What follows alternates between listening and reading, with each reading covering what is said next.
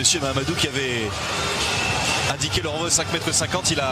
Il était contredit par son assistant. Il a fait confiance à son assistant, l'arbitre malien de cette partie, le premier corner du match. Faisal Fage pour le frapper, le joueur de la Corogne en Liga. C'est frappé pied droit, ce ballon qui est dégagé par la défense togolaise. On va essayer peut-être tout de suite d'emmener un contre du côté d'Osevi qui a trouvé le soutien et le déboulé. Regardez de là-bas pour avoir la solution à côté de lui. La profondeur à nouveau vers Dosevi, la frappe de Dosevi sur la première occasion. Un contre sanglant de la sélection togolaise qui prend l'avantage. Mathieu Dosevi, 1-0.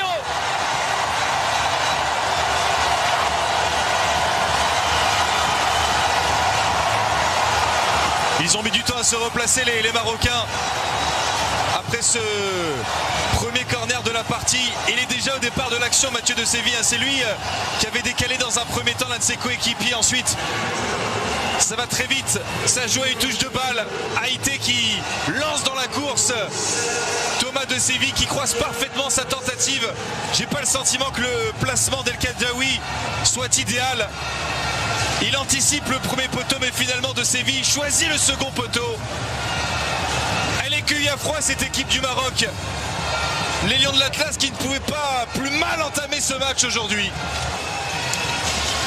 Et il a une condition physique qui est incroyable. Il est sans club, rappelons-le, Emmanuel Adebayor, et c'est une vraie bête, c'est un combattant.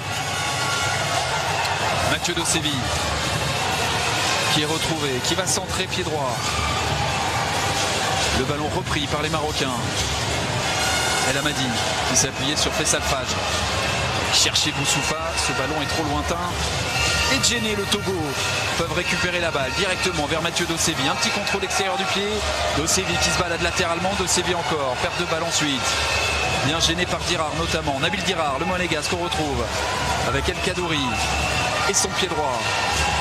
Boussoufa, il peut écarter vers Mendil. C'est ce qu'il fait maintenant côté gauche. Le Lillois qui a tout son temps pour centrer, il va centrer. Romao qui se rate et qui concède le corner. Et on voit la cohésion du côté du Togo. Ouro Akoriko qui est venu tout de suite faire la collade aux joueurs de l'Olympiakos en lui disant c'est pas grave. Il n'est pas simple à repousser non plus pour Romao, ce ballon avec un léger rebond capricieux juste devant lui.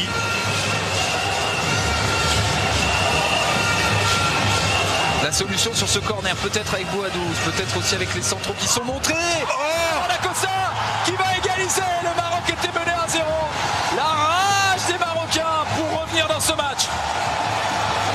Et Kossi Agassa qui réclame une faute. Il estime avoir été chargé sur ce corner. Parfaitement frappé. Et c'est Bouadouz qui a marqué. On va voir ça au ralenti.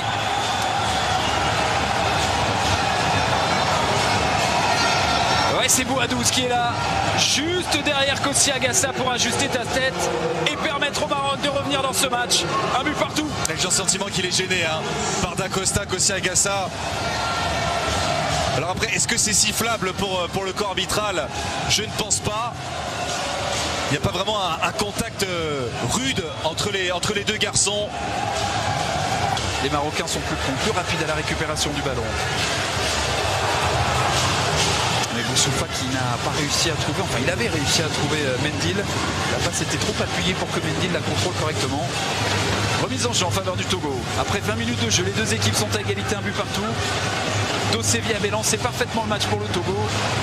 Le Maroc a répondu par Bouadouz. Bouadouz encore.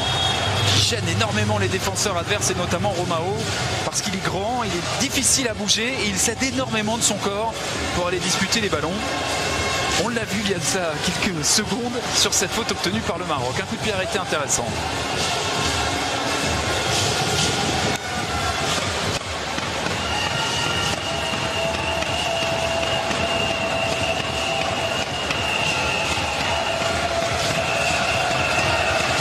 Les papillons qui sont présents, vous le voyez là sur cette magnifique loupe. Il y a un parallèle à faire évidemment avec la finale de l'Euro. Tous les papillons avaient envahi le Stade de France. On n'avait pas porté chance évidemment à nos bleus qui s'étaient inclinés en finale contre le Portugal. Faisal Fage pour frapper ce coup franc. Il y a des joueurs de taille et de gabarit dans la surface de réparation côté marocain. C'est frappé direct. Ouais.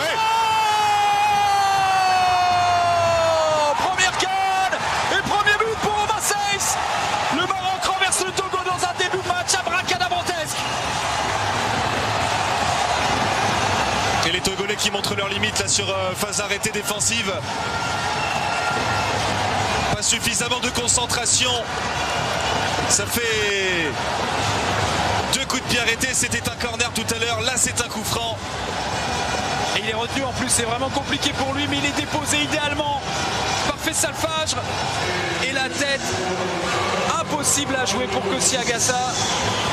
Petit filet opposé, Romain Saiss redonne de l'allant au Maroc. Et le geste est parfaitement exécuté de la part de l'ancien Angevin. Il a juste à effleurer ce ballon, ce qui met en difficulté Kossi Agassa, qui ne peut pas lire ce que va faire Romain Saiss.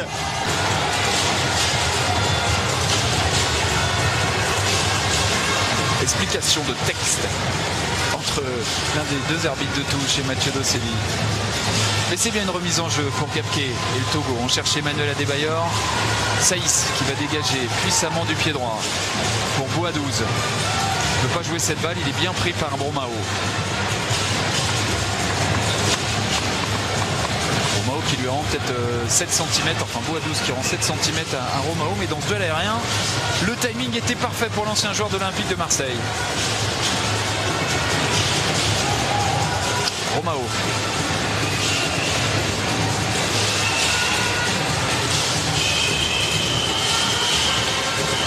Tête de Dacosta, le ballon qui reste dans les pieds togolais. Avec Atakora qui cherchait à écarter cette balle. Fajr essaye de jouer vers Bouadouz, Agassa du pied qui renvoie ce ballon. Goroa Koriko avec Atakora. Pas de faute d'El Amadi. Il y a de l'espace là. En-Nesyri. En-Nesyri qui prend sa chance puissamment. Bien joué, bien joué. L'entrée gagnante d'En-Nesyri et le Maroc qui mène 3-1.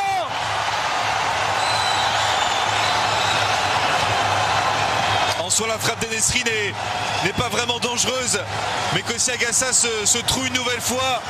Ça fait 2 buts pour lui dans ce rendez-vous, c'est énorme. 2 buts offerts aux Marocains. Il y a de la puissance dans cette tentative d'El-Nesyri, mais Agassa n'a pas suffisamment la main ferme pour repousser ce ballon. Il est sur la trajectoire. Et il y a un rebond peut-être qui le met en difficulté. Il a pris l'information jusqu'au bout. En-Nesyri, il n'y avait pas beaucoup de monde, beaucoup de coéquipiers autour de lui. Il a eu raison de frapper. Et le rebond aussi capricieux devant Agassa, qui se couche peut-être un peu trop vite.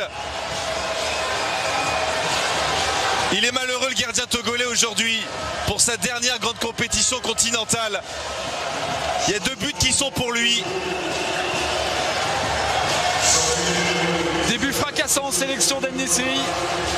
Lancé par Hervé Renard, il n'aurait sans doute pas été appelé s'il n'y avait pas eu autant d'absents dans la sélection des Lions de l'Atlas. Il est là, il rentre et il marque un but essentiel dans cette CAN 2017 puisque désormais le Maroc prend 2 buts d'avance.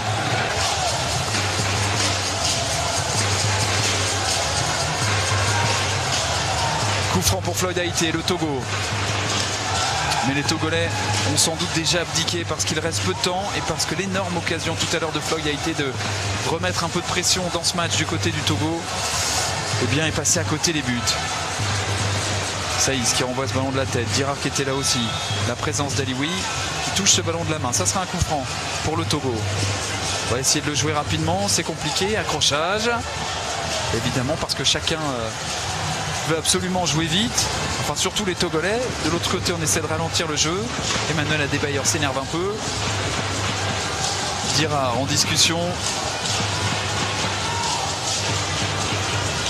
avec Goroa Koriko, pardon. Et le match pour Claude Leroy pour sa 9e CAN. Eh bien son équipe comptera 1 point après 2 matchs. L'élève a pris le pas sur le mentor, sur son mentor. Hervé Renard a pris le meilleur sur Claude Leroy.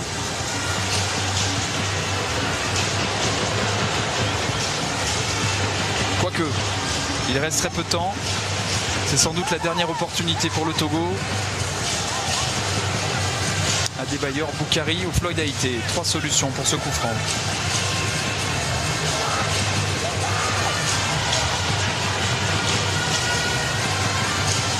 Il ne reste plus que 2 solutions. Adebayor, visiblement, qui veut frapper ce coup franc. C'est frappé par Adebayor. C'était bien frappé, ça passe à côté des buts de Mounir El Khajaoui. Le dégagement et c'en sera terminé. On est au bout du temps additionnel. Le Maroc tient sa première victoire dans cette CAN 2017 et va aborder avec 3 points.